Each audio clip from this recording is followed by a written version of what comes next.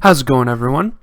Nick Templin here with Templin Scouting, and today we're going to be taking a look at the St. Louis Blues as the next team on our list. I was going to do them next anyways because they were the first team eliminated from the playoffs, but there's another reason why I'm really excited for this video, and that is Vladimir Tarasenko has recently requested a trade out of St. Louis, so I think that it could be pretty interesting what we could come up with for Vladimir Tarasenko to head elsewhere. And the team that I am thinking of as his potential location is Florida. So let's take a look at Florida. And obviously, to make a deal like this work, they're going to need to get salary coming back their way in return, because obviously with Bobrovsky's contract and the fact that Barkov is up for a contract next offseason, it won't necessarily be easy to bring him in. There's going to have to be retained salary in this deal, so I'm going to go ahead and put, so just one thing, so I just want to check, so there's 2 years left on Tarasenko's deal, which means that really they'll only only be paying this retained salary for 2 seasons, which isn't too bad, especially because overall right now I think the Blues are trying to get a little bit younger. They kind of went all in for a playoff run a couple of years ago and had success with that, and I don't think they're in a position where they need to go into a full rebuild or anything, but I do think that getting younger will kind of keep the team sustainable going forward. So we're going to take about $3,500 off, which, that'll leave them with $4 million left to pay on Florida's end, which is much more affordable. I think they're going to be really happy about that, and for that they'd be willing to give up a first-round pick.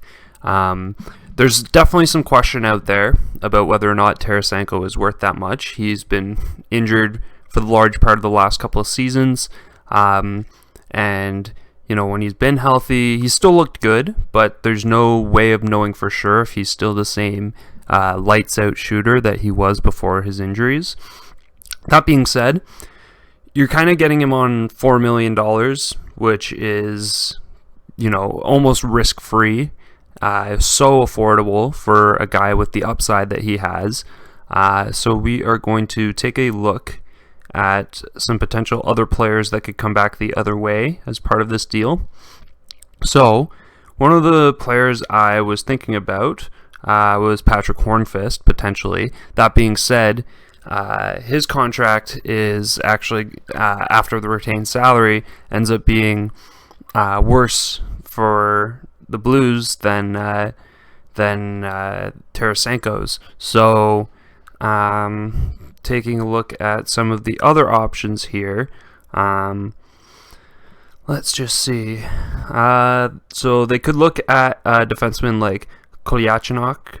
I believe I said that right. Vladislav Kolyachonok, pretty good big defensive prospect from Belarus.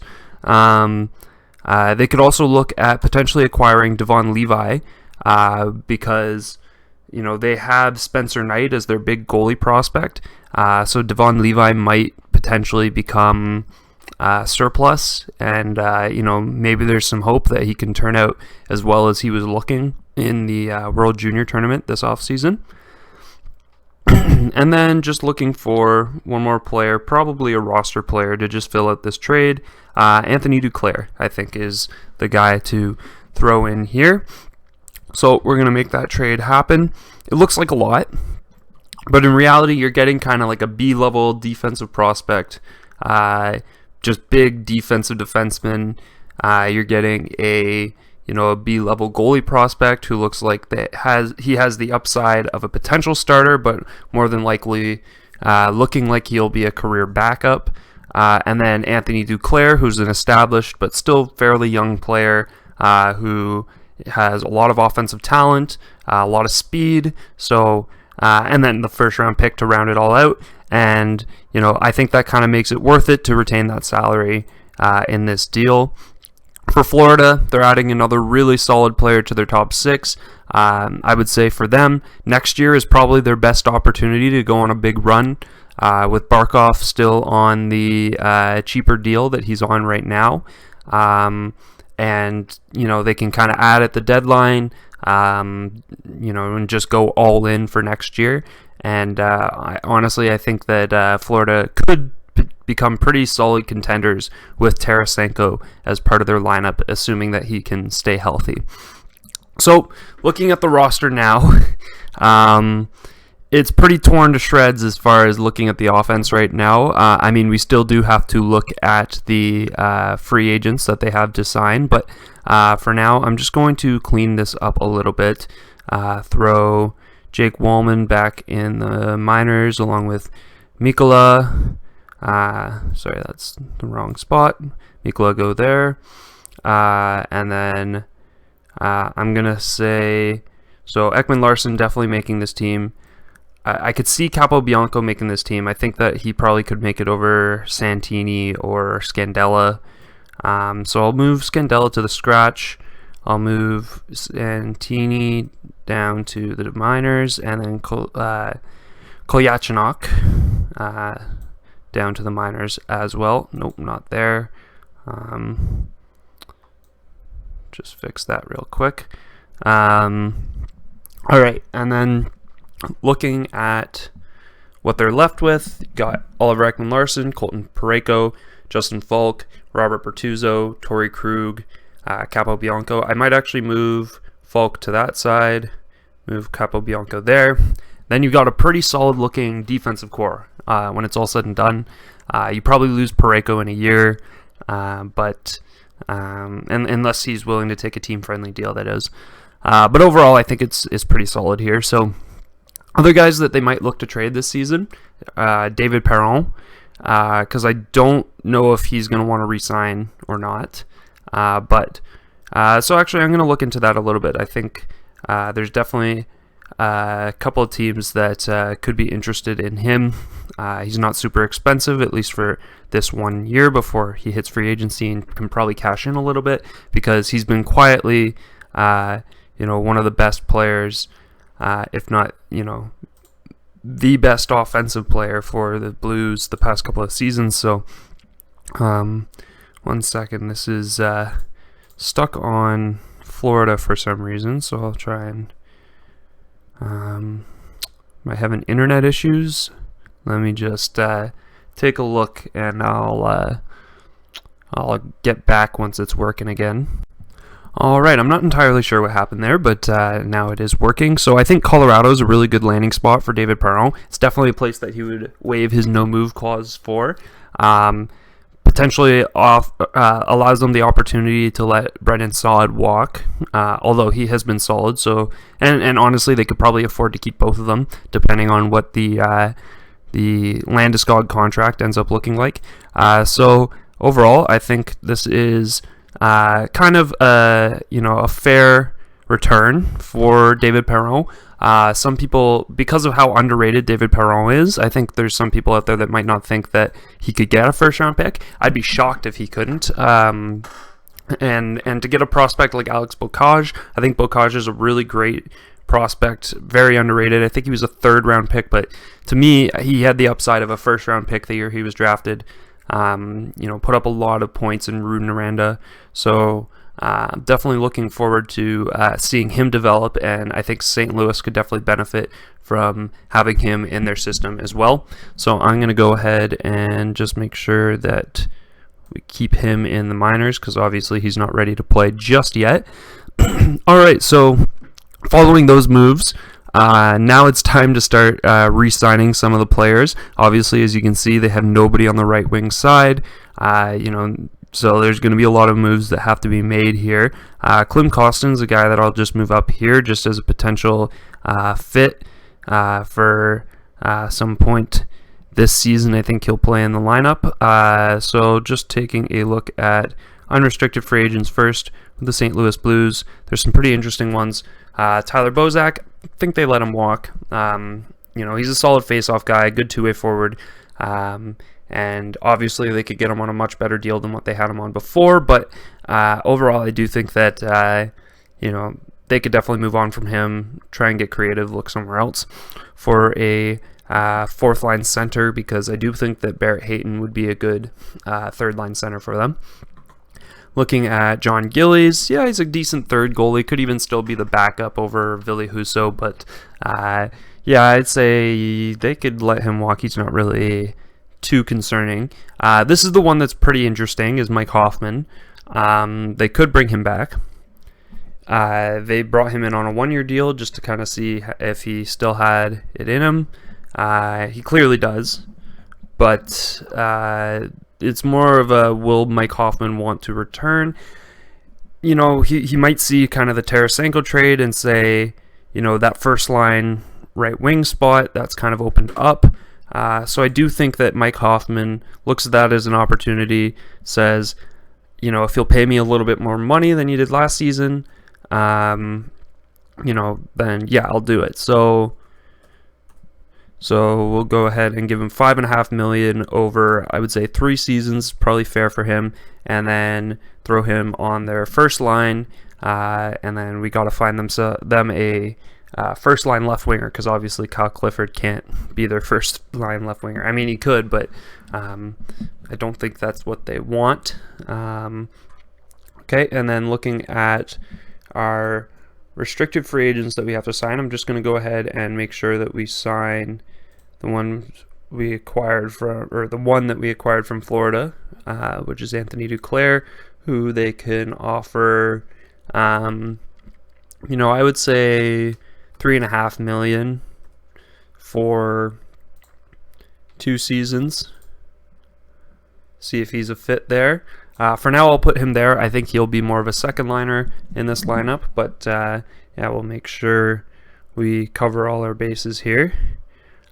St. Louis, so looking at the restricted free agents that they have to sign, Jordan Kyrou is the first one. So he could definitely earn somewhere in the I think he'll get $4 million.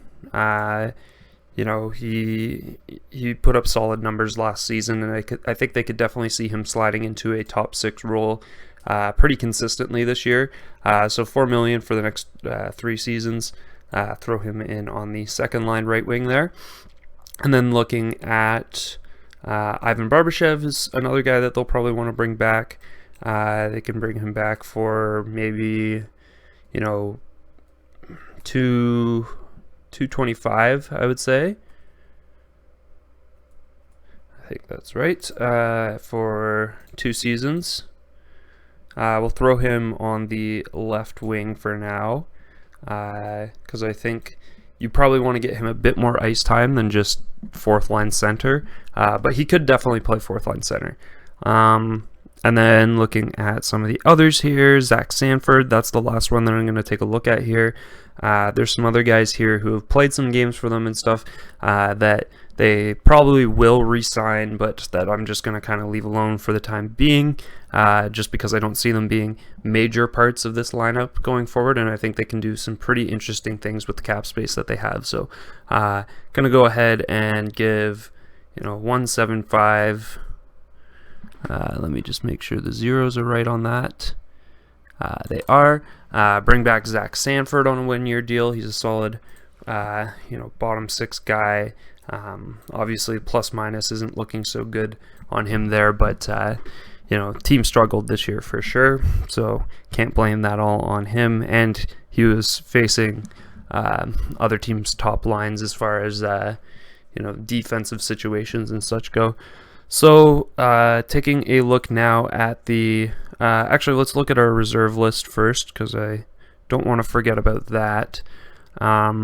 Just looking through here, I don't see anyone that would probably be ready right away.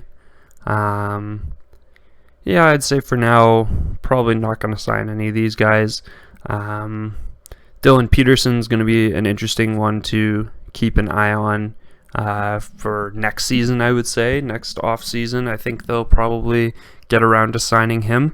But for this season, he's probably better off playing another year in college. So looking over here, we're going to look at every team's free agents, and we're going to look specifically at the left wing first, just to kind of see who would be out there that they could sign, who could potentially play on their top line.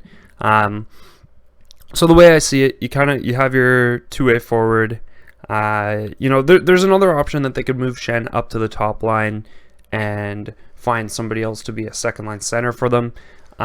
So that's definitely something we could look into as well. So if I don't see any really solid fit here, I will take a look at that.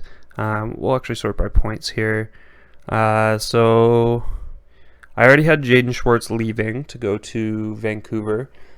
So they're going to have to look somewhere else. But yeah, I'm going to take a look at the centers. I don't see anyone as a super good fit here. Zach Hyman, maybe. That's one that I might look at in a moment. But looking at some of these guys, I could definitely see them going out and signing David Krejci. However, I do think, again, that they want to try and get younger. Philip Deneau is certainly a good option. I think I'll go with Philip Deneau. I think, he's at a good age to sign a pretty decent long-term deal. They go 5 years at $6 million for Philip Deneau. Does that seem reasonable? I think it does because of how much he brings to the table defensively. But, his offense kind of took a hit last year. That's going to affect him. Let's go somewhere more in the range of $5,500 or $5,500,000. That kind of range there. And throw him. So we're going to go Schenn on the top line, Deneau third line center, and then I guess we can move Barbashev down, but I think what we'll do is move Mackenzie McEachern to scratched. And I don't know what the extent of Sundqvist's injury is, but I think we can just throw him in there, throw Kyle Clifford on the wing there, and then that's kind of what they could be looking at. Then they just bring up one more player to be scratched there. Not too familiar with a lot of these guys. I might actually just bring back one of the guys that they had last season. Let me just pull them up and just sign Dakota Joshua. Maybe will probably be that guy. Either him or Delarose, but or it could be Nolan Stevens as well. But I'm going to go ahead and sign Dakota Joshua to less than $1 million deal for one more season and throw him at scratched. And there we go. So we're kind of looking at the lineup now. You got Schenn playing with O'Reilly and Hoffman. Definitely has the potential to be a really solid offensive line. I'm looking at the cap space now, and I realize that I am over by a little bit. So I'm going to have to fix some things. Looking at some of the options here of players with salary that I could trade. Colton Parayko is one of them. Justin Falk is a guy I'm sure they would like to get rid of, but might have a difficult time doing so.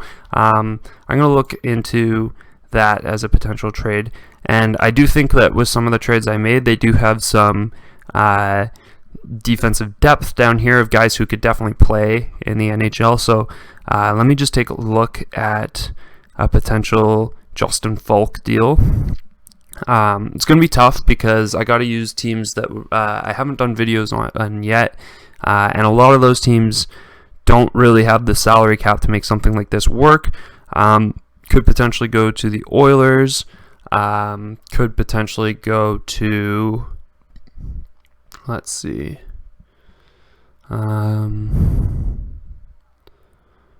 Boston, not Montreal. Could be not the Lightning, definitely not the Lightning. Could be the Capitals. Could be the Jets. Let's take a look at the Oilers here, because with them losing Tyson Barrie, I know that they would be much more happy to potentially acquire Dougie Hamilton this offseason, but I think that if they threw a second-round pick and like a B or almost C-level prospect kind of in this deal, trade, let's just see, could be Ostap Safin. Let me just see.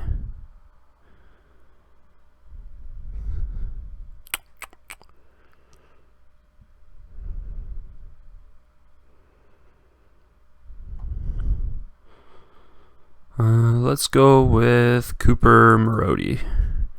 Yeah. And then just make that happen. So obviously it's a lot of cap for Edmonton to take on, but they can afford it. They'll be fine. And St. Louis in return gets a guy who has been fairly solid in the minors, has a little bit of time in the NHL, but not much. And then a 2022 second-round pick. So that's pretty decent value. And then that helps them out with their cap space a little bit. And then we can just bring up Steven Santini to be on that third pairing there. Obviously it hurts their defense a little bit, but overall they've got a really solid offensive core now of younger players that they should be able to keep around for a while. Once Parayko's contract is up next year, they'll have a little bit more freedom with the cap defensively to try and improve things there. Just sign a couple of players that their cap hit kind of equals to what Parayko's was. And then overall, it's getting younger, this lineup, which is nice. You see guys like Costin and Hayton getting into the lineup, Kiru getting a bigger role. I still think of these guys as being pretty young. Obviously, they've been in the league for a few years now. Bocage is a guy that you can expect to make the team relatively soon. I really like Tyler Tucker. I thought he was really solid in Barrie. I thought he was definitely a steal. I loved the Jake Neighbors pick from last season. He's going to be really great. I love Nikita Alexandrov, another really solid pick for them. Alexei Toropchenko, another guy that I think is going to be really good. So I do think that the future is really solid for them. They got Colton Ellis, who is another goalie prospect that I really like. Joel Hofer, who has some upside, not as much I don't think as Ellis personally. And now they've also got Devin Levi, who is another goalie with good upside. And through all that, obviously they've got to deal with the fact that they have Binnington for the next 6 years, and he's not earning the money that he is being given now. Maybe he'll bounce back. Who knows? Goalies are kind of strange like that. But all this goaltender depth does give them the option to potentially, use one of these other goalies over him. So definitely an interesting team to watch going forward. It's definitely a complicated one, and the Tarasenko deal makes it that way. Maybe I didn't need to retain quite that much salary on Tarasenko. Maybe that would have helped the cap a little bit. But personally, I do think that they will have to retain salary to make a trade that Vladimir Tarasenko is actually interested in. So overall, let me know what you guys think of my trades. I know I made a lot here. I kind of didn't really go over the one that I made in my last video with Arizona, involving them acquiring Oliver Ekman-Larsson. So if you haven't watched that yet, make sure you go ahead and do so. Obviously, that makes things a little bit complicated, but I do like the fit for Oliver Ekman-Larsson here. They definitely don't have to rely on him to be the number one guy. They could go with Krug and Parayko, and then go with Ekman-Larsson with like Bertuzzo or something. Really, it doesn't matter a whole lot. I do think that he's a guy with a solid upside that St. Louis can maybe get more out of than Arizona ever did. So yeah, overall, just let me know what you guys think. If you like this video, make sure you give it a like and consider subscribing if you want more content like this in the future. How's it going, everyone? I just wanted to jump in here at the end of this video and make a quick correction on something that I did. So at the time that I had made this video, there was a certain large move that I will mention in a moment that took place involving the Edmonton Oilers. And so it kind of makes this move where I trade Justin Falk to kind of help with salary an impossible move for the Edmonton Oilers to make because they did just acquire Duncan Keith and his $5.5 million contract. So chances are they're not going to be affording Justin Falk. So we're going to have to go in here and find another team that could potentially snag Justin Falk from the St. Louis Blues. So taking a look at some of the teams that we haven't looked at yet, it's not going to be the Islanders. I know that. Maybe the Predators, but I don't think so.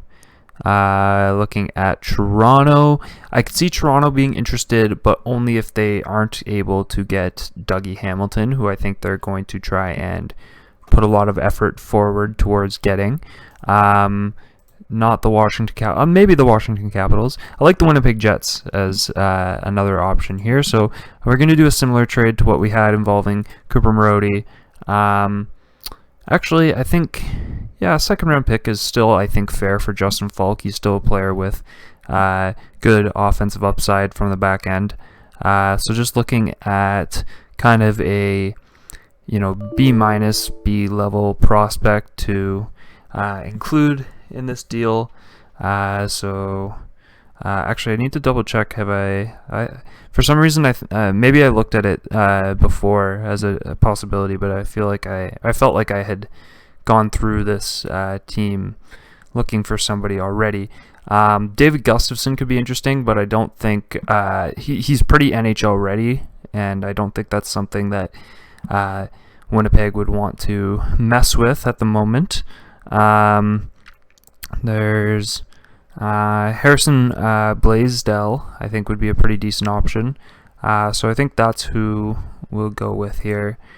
Send Blaisdell and a second round pick to the St. Louis Blues, help them out with their cap situation, and there we go. So that'll fix what I had previously done, puts them back under the cap only by a little bit, but they definitely have some very tradable players in here contract-wise, like Parayko.